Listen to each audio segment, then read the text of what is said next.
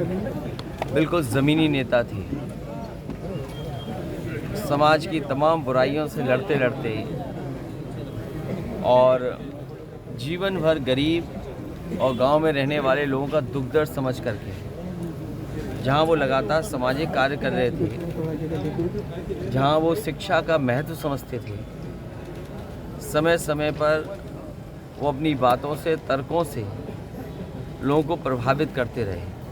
बहुत ही लोकप्रिय नेता रहे यहाँ के। मैं उनसे पहले चुनाव से जुड़ा हूँ। जब मैं पहला चुनाव यहाँ लड़ने आया था, इस क्षेत्र के आसपास के क्षेत्र में वो खुद मुझे लेकर के गए थे।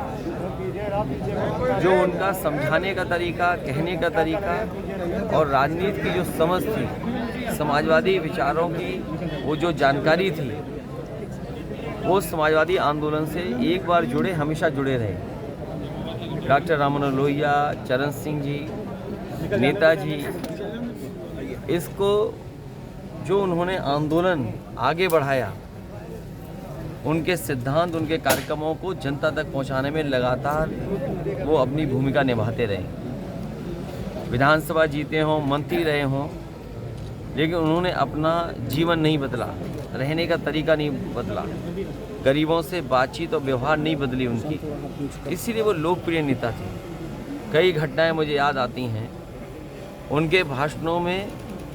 जहां विचार होते थे वहीं तर्क था, और तर्क के साथ लोगों को समझाने का उनके पास तरीका था। लोग उनकी बात को समझते थे और बिल्कुल ज़मीनी जो बातें होती थी, जो दुख दर्द थे, उनको बहुत आसान तरीके से समझा देते। मुझे याद है कई बार वो बोलते थे, जिस समय ये सड़क बिल्कुल गड्ढे गड्ढे हो गई थी, इस सड़क को बनवाने को लेकर के उन्होंने कई दिनों तक भूख हड़ताल की, बैठे रहे। वो जानते थे कि न जाने कितने एक्सीडेंट हुए थे, न जाने कितने लोगों की जान गई थी, लोगों का आना जाना नहीं हो पाता था। वो विजय बहादुर पाल जी थे जो धरने पे बैठे, भूख हड़ताल पे बैठे, तब जाकर कुछ सड़क बनी थी। और बाद में जब समाजवादी सरकार बनी तो वो सड़क अच्छी भी बनी।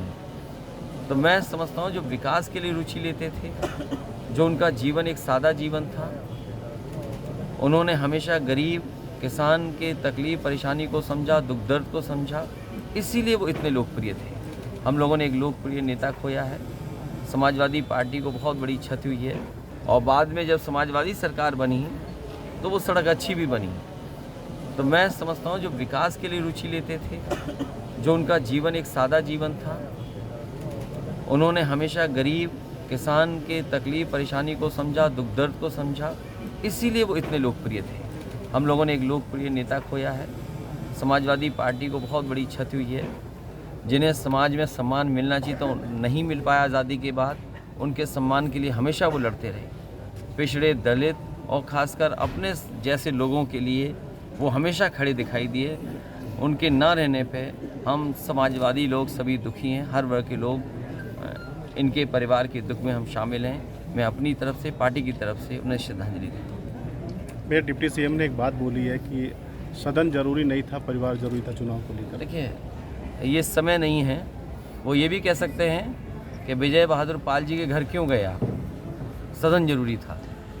ऐसे लोगों के बारे में कुछ सोचना ठीक नहीं है। कम वोटिंग का भैया क्या कारण रहा?